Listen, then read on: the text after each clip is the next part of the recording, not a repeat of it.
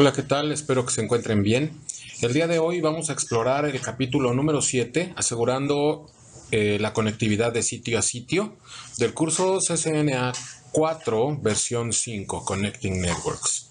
Bienvenidos.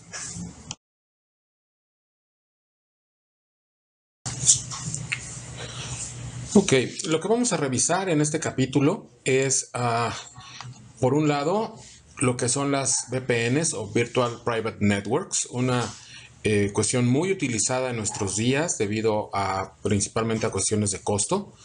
Vamos a analizar también lo que son los túneles de GRE o Generic Routing Encapsulation, túneles de sitio a sitio. Vamos a hablar un poco acerca de lo que es el protocolo IPsec o seguridad integrada dentro del mismo protocolo IP. Y finalmente vamos a hablar un poco acerca de lo que es el acceso remoto o cómo se pueden utilizar todas las tecnologías de VPN, de túneles y de IPsec para tener clientes, trabajadores a distancia, etc. Bien, ¿por qué queremos una VPN? ¿O cuál es la razón por la cual esto se ha vuelto tan últimamente tan utilizado y tan de moda? Bueno, pues la principal razón es porque si nosotros queremos un enlace privado virtual, perdón, no virtual, un enlace privado de punto a punto con una de nuestras sucursales o algún sitio remoto, pues es algo que cuesta bastante caro, ¿no? Enlaces digitales dedicados, rentas de, no sé, 40,000 pesos, etcétera. Cuando, pues, ¿por qué no? Mejor cruzamos a través de internet y creamos un túnel con el sitio remoto. Sobre todo porque en los enlaces digitales dedicados pues están asociados también costos de larga distancia. Por ejemplo, si yo tengo enlaces digitales dedicados con sitios que están dentro de la misma ciudad, pues no hay mayor problema porque los costos son locales. Pero un enlace digital dedicado a Aguascalientes, por ejemplo, tiene un costo diferente, tiene un costo de larga distancia. Imagínense ustedes si yo tengo una sucursal en Miami o en Francia. El costo por pagar un enlace digital dedicado sería realmente muy elevado, ¿no? Entonces lo que se hace es crear un túnel a través de Internet para tener un enlace privado y que incluso en los extremos de donde tenemos la red podamos tener las computadoras dentro del mismo dominio de broadcast, incluso. Entonces, obviamente, pues esto disminuye los costos, pero tiene también obviamente sus desventajas, ¿no? En un enlace digital dedicado, pues nosotros podemos reclamarle al proveedor de servicios cuando se cae el enlace, pero con un enlace de VPN, como pasamos a través de la infraestructura pública, no hay a quien reclamarle, ¿no? Ok, entonces lo que es una VPN en sí es un túnel a través de una red pública, ¿de acuerdo? Y ese túnel puede estar encriptado o puede no estar encriptado. El túnel es simplemente establecer un enlace punto a punto entre dos sitios y a través de esa conexión hacer pasar cualquier comunicación entre los dos sitios. Pero puede ser que esa comunicación esté encriptada o puede ser que no lo esté. Así que no debemos confundir. Cuando hablamos de que estamos poniendo un túnel, no necesariamente quiere decir que la información está encriptada. ¿De acuerdo?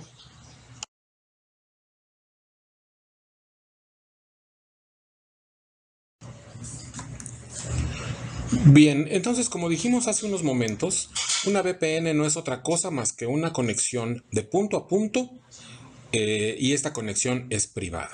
Concretamente aquí en este caso se está representando por este tubo porque pues a final de cuentas es un túnel, ¿no? Para poder hacer esto se requiere de un equipo que puede ser un ASA, un Adaptive Security Appliance, ASA, de Cisco, o puede ser algún otro router que tenga el software necesario para que este router pueda ser configurado como un VPN Gateway, ¿ok? Entonces, lo que tenemos es conexiones remotas, sitios remotos, conectándose todos ellos hacia la red corporativa desde luego, a través del uso de este gateway.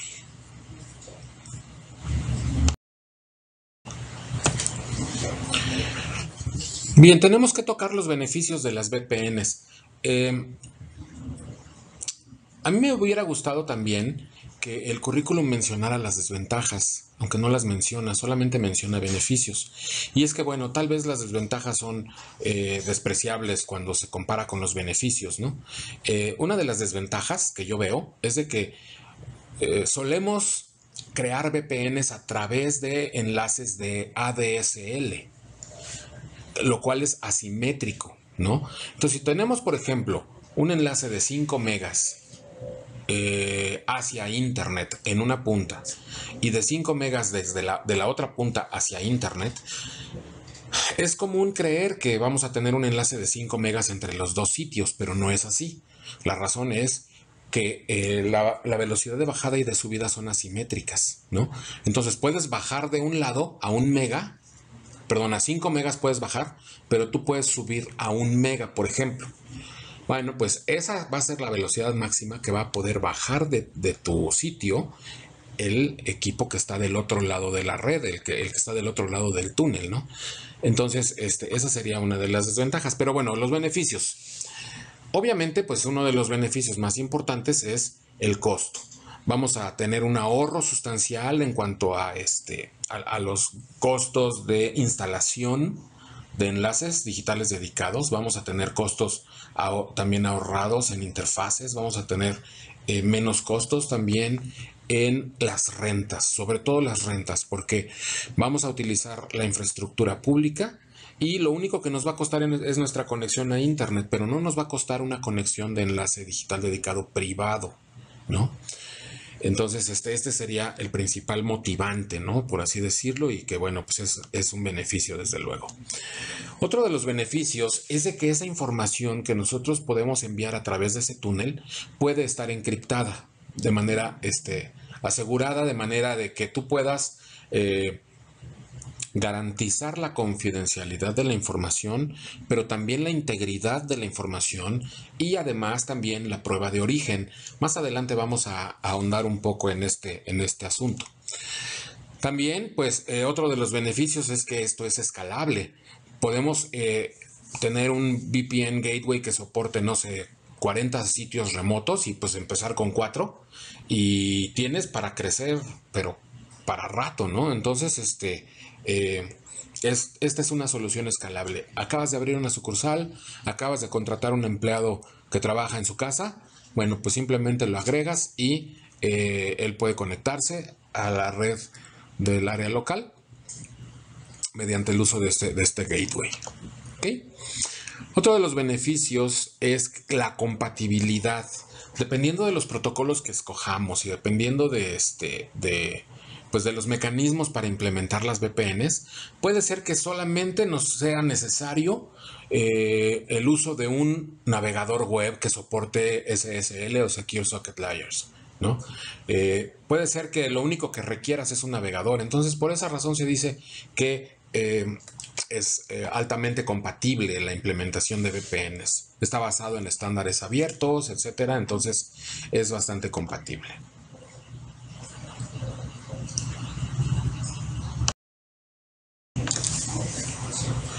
Bien, hay dos grandes grupos o dos grandes tipos de VPNs. Una de ellas es Site-to-Site VPN y la otra es Remote Access VPN. La principal diferencia se encuentra aquí, en que cuando tú creas una VPN de Site-to-Site, lo que vas a hacer es un enlace entre el router remoto y el VPN gateway, ¿ok? Todo lo que pase o que vaya de esta red, que a lo mejor nada más eres tú, ¿no? A lo mejor estás en tu casa, y que vaya y vaya a dar aquí a la red corporativa, va a ir a través del túnel. Cualquier comunicación, ya sea que estés abriendo tu correo, ya sea que estás abriendo una página web de la intranet o lo que sea, de cualquier modo va a pasar todo por ese túnel. ¿Ok? Y bueno, pues una cuestión importante es que el cliente no tiene conciencia de que existe una VPN. El cliente, estoy hablando de una computadora, pero más bien es las dos redes, en ambos lados. Ninguno de los clientes, ni los servers, ni nadie, sabe que existe una VPN. ¿Ok? Pero lo más curioso de todo esto es que estas compus que están acá y estas que están acá se pueden encontrar en el mismo dominio de broadcast. Por eso es que es una red virtual privada. Esto es como si tú estuvieras teniendo esta computadora, esa laptop, adentro de la red corporativa. Es como si físicamente estuviera en el edificio.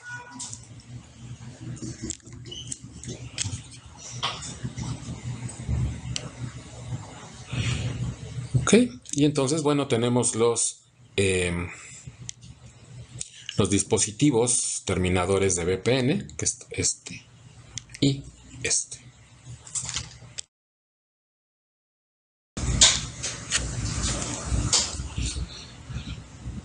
En el caso de las VPNs de site to site, que acabamos de ver en la lámina anterior, lo que hacemos es conectar redes con redes.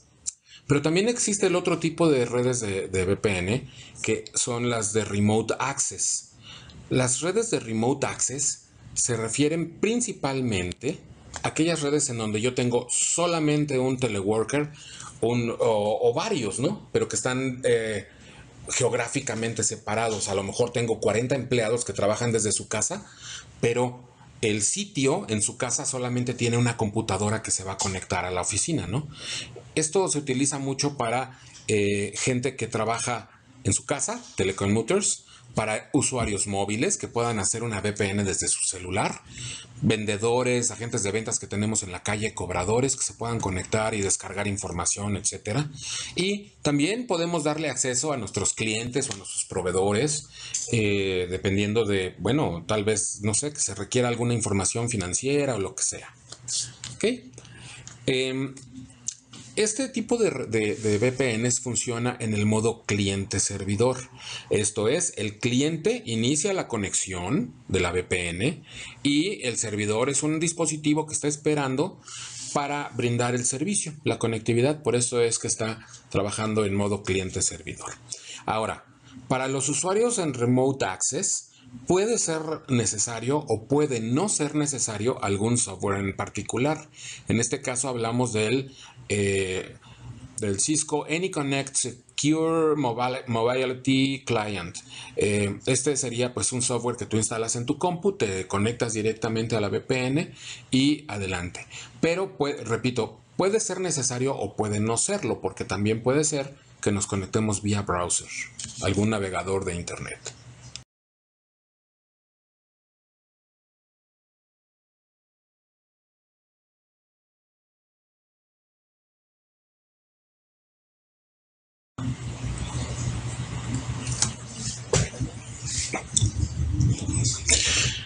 Bien, Generic Routing Encapsulation es un protocolo desarrollado por Cisco, GRE, que sirve específicamente para crear un túnel. No sirve para encriptar, no sirve para otra cosa, es solamente establecer una conexión básica, no segura, no necesariamente encriptada, tipo sitio a sitio. Establece el túnel. ¿Ok? Fíjense en esto es bastante importante.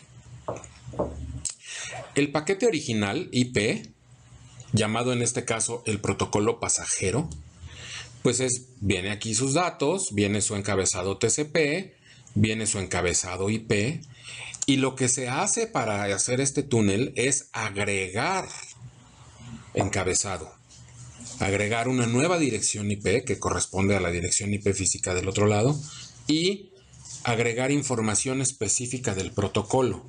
Esto hace que a final de cuentas este protocolo pues agregue más información de encabezado y más overhead, más trabajo al router. ¿Ok? Pero bueno, el trabajo que efectúa el router en este caso no es tan importante como para decir que va a ser más lento, etcétera. Sobre todo porque no está haciendo ningún cálculo de tipo matemático para cuestiones de encripción. Esto es algo fundamentalmente reescritura de encabezados, agregar cosas en los encabezados y no involucra mucho el uso de los ciclos del CPU. ¿Okay? Entonces esto lo que crea es una conexión punto a punto virtual, porque bueno, pues es como si, repito, si la red que está acá estuviera en el mismo dominio del broadcast que la red que está acá.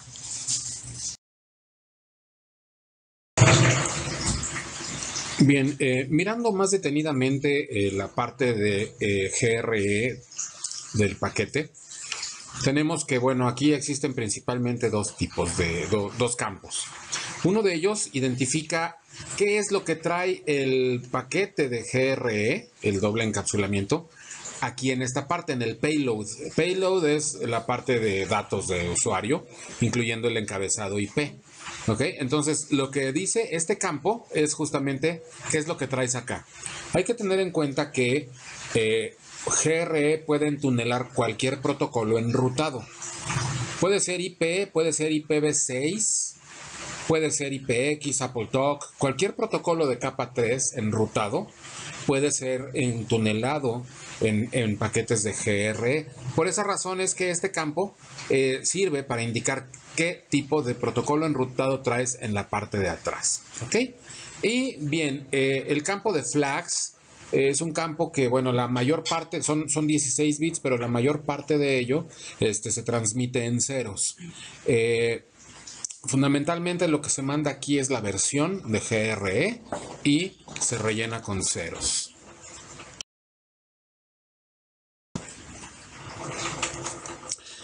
GRE tiene entonces las siguientes características, ya como globalizando un poquito, ¿no? El número 47 del encabezado del paquete IP indica que este paquete va a ser encapsulado dentro de un paquete de GRE. Se soporta cualquier protocolo de capa 3, es algo que dije en la lámina anterior. Por default no existe ningún control de flujo, pero esto es también cierto para cualquier paquete IP, no necesariamente solo para GRE. Recordemos que también IP es un protocolo de mejor esfuerzo y que pues no hay control de flujo ni control de congestión ni nada por el estilo a este nivel. Eso ocurre pues desde luego en la capa de transporte. Por defecto, GRE es inseguro, es decir, por defecto, si yo establezco un túnel de GRE, no llevo encripción, tampoco autenticación por defecto. Y bueno, como vimos en la parte del paquete, que agregamos 24 bytes, al menos 24 bytes de overhead o carga adicional de trabajo al router por la lectura del encabezado.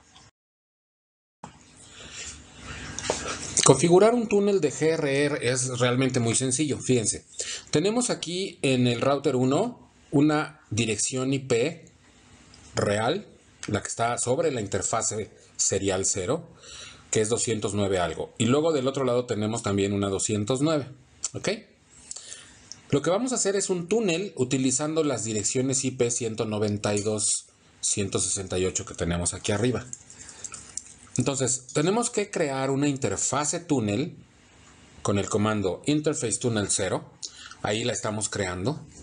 Después con el siguiente comando le estamos diciendo tunnel mode GRE IP, le estamos diciendo el modo del túnel y qué protocolo de capa 3 va a ser soportado ahí. Después le damos la dirección IP a la interfaz túnel. ¿Ok? Y decimos dirección IP del túnel de origen 209 es la nuestra. Dirección IP del túnel destino 209, 165, 201.2, que es la del otro lado, de la otra punta, la de acá, desde luego. Y fíjense, router SPF1 y network, la red que estoy corriendo o que doy de alta no es la 200, que es la real. La que doy de alta es la que le estoy asignando al túnel. A todas luces estamos engañando al router haciéndole creer que hay una interfaz física adicional ahí llamada túnel, y a esa interfaz hasta le estamos poniendo una dirección IP, ¿no? Entonces, aquí desde luego no aparece, pero obviamente esta dirección 209 se la pusimos previamente a la interfaz serial 0. diagonal 0, diagonal 0, ¿no? Entonces, fíjense, las direcciones que tenemos aquí son las reales y las que tenemos como 192 son las direcciones que le estamos asignando a el túnel.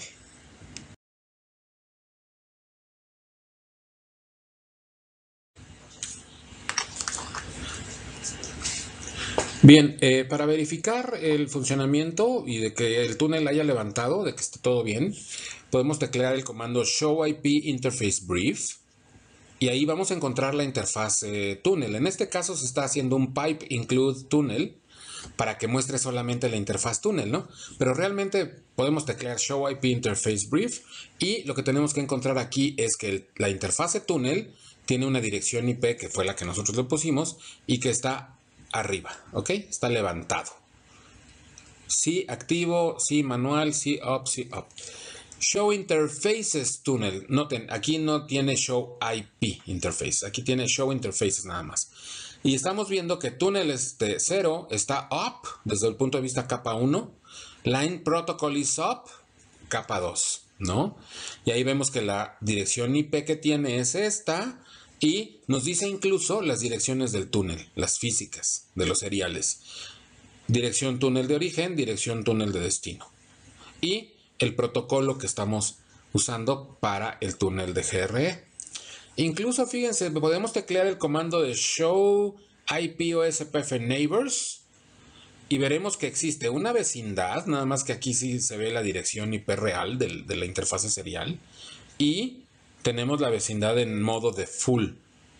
¿En cuál interfase? En la interfase túnel 0. ¿Ok? Entonces, bueno, esos son comandos que nos pueden servir para verificar el funcionamiento del túnel.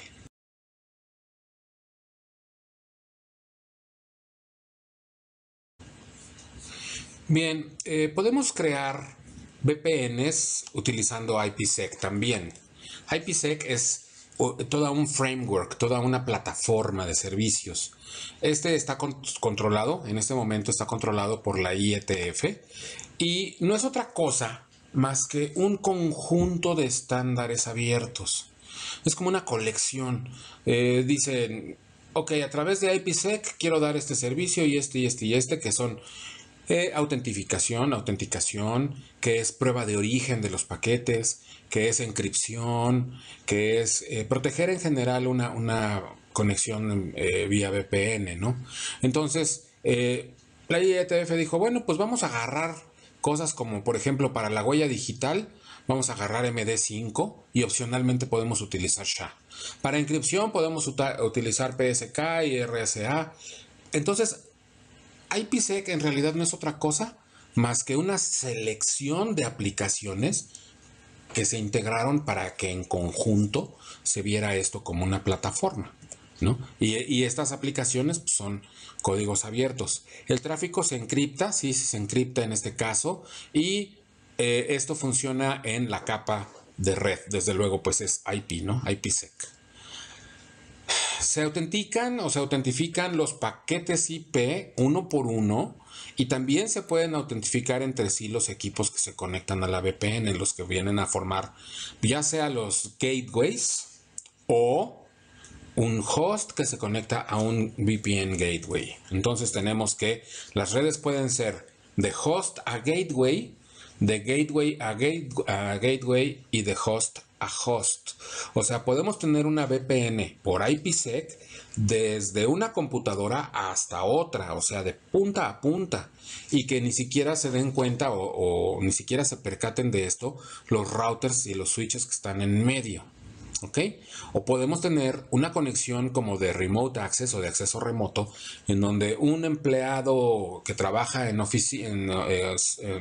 office, small office, home office, se conecte a un gateway desde su laptop, de host a gateway, y bueno, puede funcionar también así, o puede funcionar, como ya dijimos, como las VPNs site to site, en donde los que hacen el túnel son pues del router al router, y las redes que están tanto en el sitio central como en la sucursal, pues esas ni cuenta se dan de que existe una VPN ahí en medio, ¿no?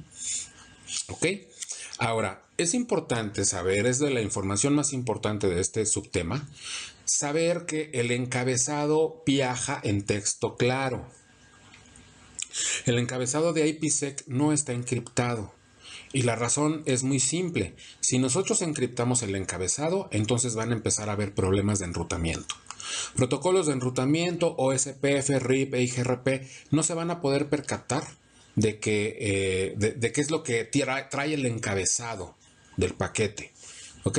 Entonces la idea es de que el paquete sea legible para cualquier proceso de enrutamiento y que esto no estorbe, que el hecho de que vaya encriptado el paquete no estorbe para que este paquete pueda ser encaminado hacia su destino.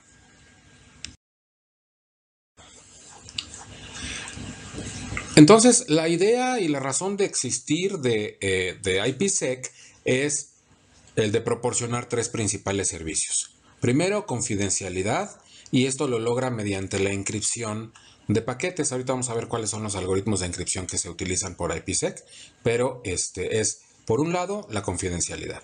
Por otro lado, la integridad de la información, que estar seguros de que nadie la haya modificado en el camino, ¿no? Y para eso, pues obviamente se tiene que hacer o implementar un proceso adicional, que sería en este caso la generación y comprobación de huellas digitales de la información.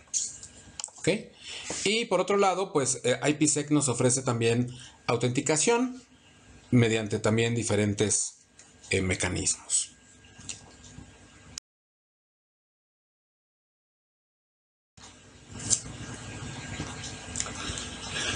En cuanto a la inscripción se refiere, existen dos diferentes tipos principalmente. Uno de ellos es la inscripción simétrica, en donde la llave que se utiliza para encriptar la información es igual en ambos lados. La llave simétrica no es otra cosa más que un secreto compartido entre las dos partes que se están comunicando, y la misma llave que uso para encriptar la uso para desencriptar. ¿Ok? Eso sería una inscripción simétrica. Y por otro lado tenemos la inscripción asimétrica, en donde se tienen dos llaves de cada lado. Una llave sirve para encriptar y la otra para desencriptar. En las próximas dos láminas voy a explicar un poquito más a fondo esto. De la inscripción simétrica, bueno, pues hay muchos ejemplos, pero aquí se mencionan solamente DES, triple DES o Data Encryption System, y también AES, que, bueno, pues son simplemente los algoritmos que encriptan, ¿no? La encripción no es otra cosa más que revolver la información, sustituir unos caracteres por otros o revolverlos, pero de una forma ordenada, ¿ok? Y para hacer esa operación se requiere de una llave. Repito, en un método simétrico, las dos llaves son iguales, la que usas para encriptar y la que usas para desencriptar. Ambas son iguales. El principal problema de este mecanismo de encripción es cómo repartir las llaves, cómo si yo sé,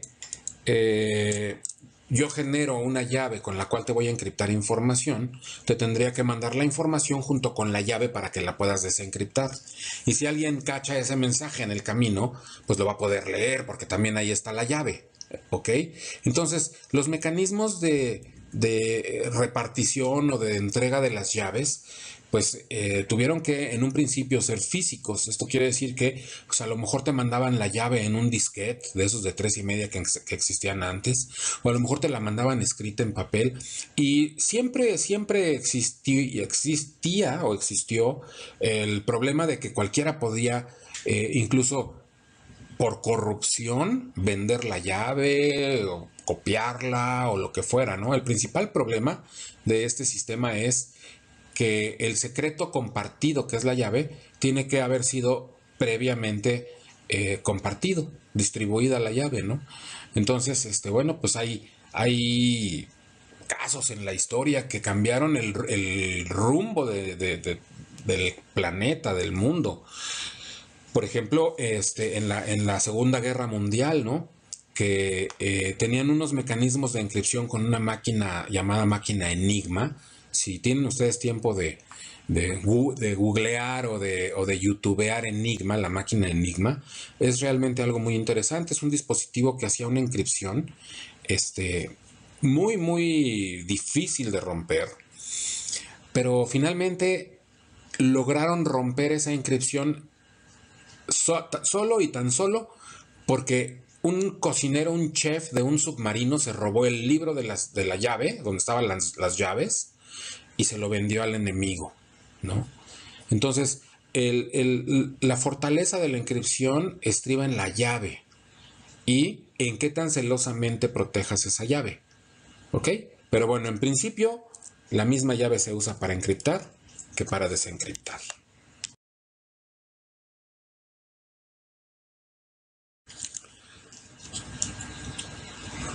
Por otro lado, la encripción asimétrica implica el que tú encriptas con una llave y desencriptas con otra.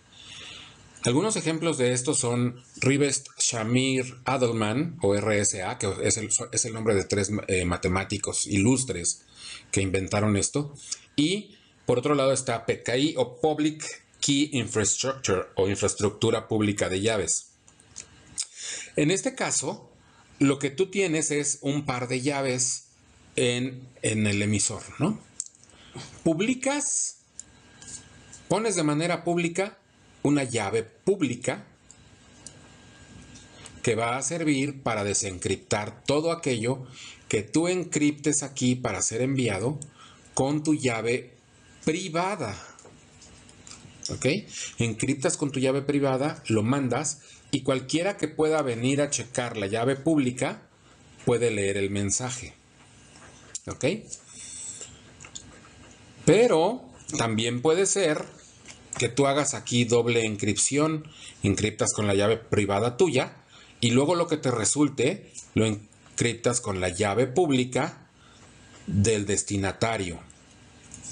Si encriptas con la llave pública de alguien, solamente ese alguien va a poder leer, porque solamente él tiene la llave privada, el par correspondiente. ¿Ok? Entonces es doble encripción y con eso garantizas que tú fuiste quien envió la información y garantizas que solamente el destinatario va a poder leerlo. ¿Cómo aseguras que tú fuiste el que lo mandó? Pues porque primero encriptaste con la llave privada tuya y nadie tiene esa llave privada más que tú. De esa forma, el destinatario está seguro de que fuiste tú quien mandó esa información. Pero si lo quieres hacer privado o confidencial, entonces utilizas además la llave pública del destinatario, dado que solamente él tiene la llave privada. Y si alguien en el camino cacha la información, no la va a poder ver.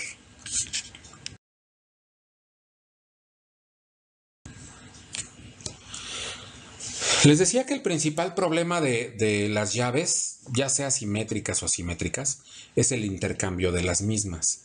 El entregar la llave al otro cuate para que pueda desencriptar la información. Entonces, un par de matemáticos también muy ilustres de Estados Unidos, Diffie y Hellman, Whitfield Diffie y Martin Hellman, se pusieron a trabajar en conjunto y desarrollaron un esquema para el intercambio de las llaves. Un esquema de intercambio de llaves teóricamente muy seguro que permite hacer el intercambio de llaves sin que haya pues algún conflicto ahí o compromiso de seguridad. Sin embargo, bueno, pues es muy conocido en nuestros días de que existe un ataque de hombre en medio que puede hacerse pasar por ambas partes y se pone en medio, y a la hora de hacer el intercambio de llaves, el atacante puede hacerse de las llaves tanto de un lado como del otro, ¿no? Entonces, bueno, este algoritmo no es totalmente confiable al 100%, pero es un mecanismo mejor que intercambiar las llaves en texto claro, ¿no? O sin mayor esquema de seguridad. Ok, otro de los servicios que presta también IPsec es el garantizar la integridad de la información que se manda. Para eso existen algoritmos de hash, que bueno, son conocidos también como algoritmos de huella digital, algoritmos de un solo sentido. Tú agarras un mensaje, le aplicas esta función y te va a dar una serie de caracteres de longitud fija. Esa serie de caracteres es única, es como si fuera una huella digital del documento al cual tú le aplicaste ese hash. Sirve precisamente para que si a ti te mandan un documento y tú conoces el hash de ese documento, entonces cuando recibes el documento le aplicas la misma función de hash para ver si el número que te da es el mismo que tú ya conocías, ¿no? Simplemente es un mecanismo para verificar que nadie modificó la información en el camino.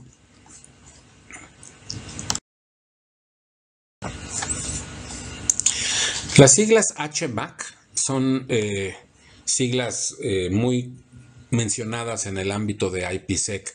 HMAC es Hash Based Message Authentication Code, o código de autenticación de mensaje basado en una función de hash. Les decía hace un momento que las funciones de hash son un solo sentido, porque tú agarras la información, le aplicas la función de hash y te da un resultado. Si tú agarras ese resultado, es imposible prácticamente hacer una ingeniería en reversa para obtener el documento original. Es prácticamente imposible.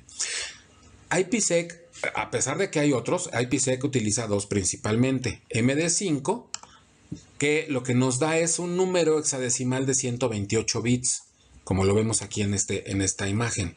¿Ok? Tú agarras un archivo cualquiera, una cadena de caracteres, un programa, un binario, lo que tú quieras, le aplicas la función MD5 y te va a dar un número único. Es un número de 128 bits libre de colisiones. Nos referimos con libre de colisiones a que no hay dos archivos o dos programas o dos conjuntos de información distintos que a la hora de aplicarles el hash te vayan a dar el mismo número de 128 bits. No existen las colisiones en esta función. ¿Ok? Ahora, tú agarras un texto, le sacas un hash, le agregas un espacio más al texto, un punto, una coma, lo que tú quieras, le vuelves a sacar el hash y el número que te resulta es completamente diferente. Ya ni siquiera se parece al anterior. Y por otro lado está SHA, que es muy similar, funciona muy similar, pero aquí lo que me da son cadenas de caracteres de 160 bits. Se puede decir que es un poco más seguro, o un mucho más seguro, pero realmente hasta este momento MD5 ha mostrado ser una muy buena opción, no ha sido, que yo sepa, no ha sido hackeado y funciona bastante bien. Está a elegir en IPsec.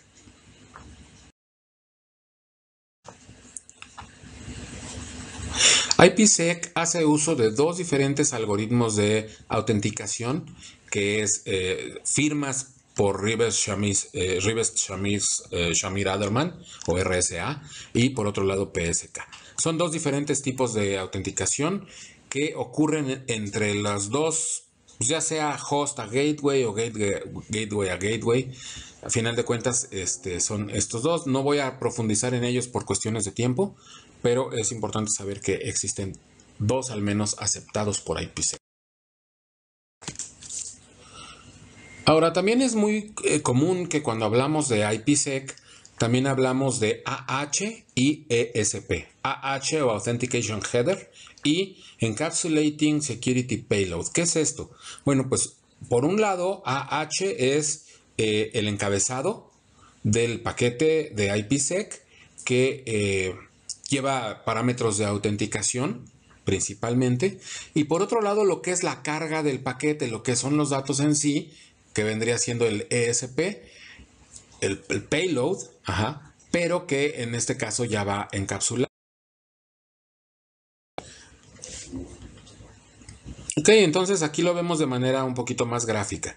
Por un lado tenemos la autenticación, el header de autenticación, que trae la firma digital, la huella digital del documento para checar integridad, y que a final de cuentas esto viaja en texto claro, como ya dije hace un rato, para evitar problemas con la parte del enrutamiento. Viaja en texto claro, pero aquí se autentifica y aquí se mete lo que son las huellas digitales de los documentos para verificar integridad. Pero todo lo que viene en el paquete, ya lo que es el cuerpo del paquete, viene encriptado y viene autenticado y además viene también verificado en cuanto a la integridad se refiere.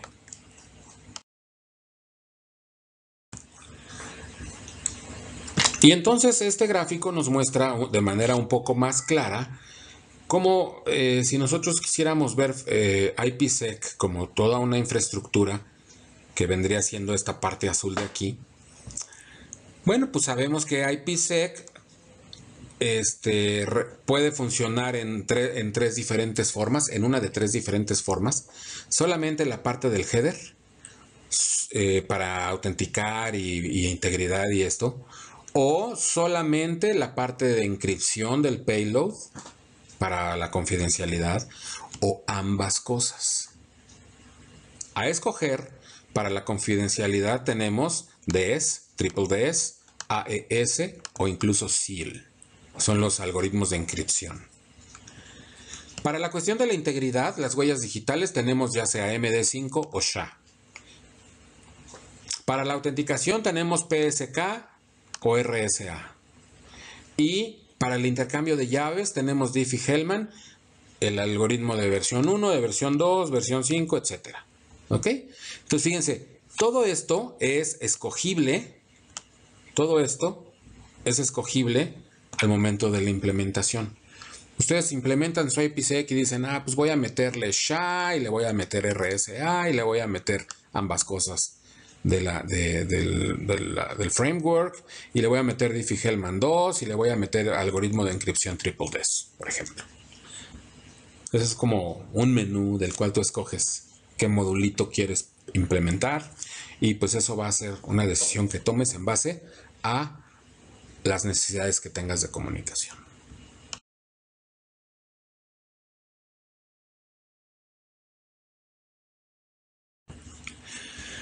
Ok, finalmente, ya para terminar, los VPNs de acceso remoto, que repito, pues típicamente se utilizan para teleworkers, trabajadores a distancia, etc. Existen dos diferentes tipos principalmente. Uno es conectarme vía Secure Socket Layers o SSL y la otra es conectarme vía IPsec. Si escojo la opción de SSL, pues bien puede ser que implemente yo mi conectividad vía mi web browser solamente o que decida implementar alguna aplicación como por ejemplo el Cisco AnyConnect Secure Mobility Client Software, ¿no? Entonces, recordemos siempre, vamos a tener nuestro gateway de VPN y nuestros clientes. Aquí en este caso, tengo un cliente que se está conectando utilizando solamente su browser y por otro lado tengo otro cliente que se está conectando con el software para conexión. Así de simple.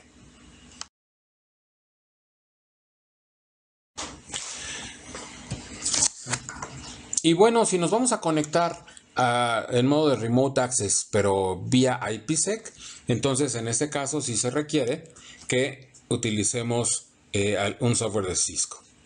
En este caso, Cisco EasyVPN, que pues ya incorpora todo lo que vimos en las láminas anteriores de IPsec. Escoge de hecho un algoritmo de encripción, escoge un algoritmo de hash, etcétera, etcétera. Y pues fundamentalmente lo único que hay que saber de esto es configurar el software en la computadora que se va a conectar y listo. Finalmente tenemos una imagen aquí en donde tenemos el VPN server o VPN gateway y fíjense, tenemos aquí conectado una PC con un cliente de VPN. Tenemos conectado un firewall. Tenemos conectado un dispositivo de seguridad de tipo ASA. Tenemos conectado un router normal. Y todo esto puede estar siendo conectado a el dispositivo que administra todas esas conexiones. ¿Ok? Todo esto es posible de combinar. Por eso es que decíamos desde un principio, es muy escalable, ¿no?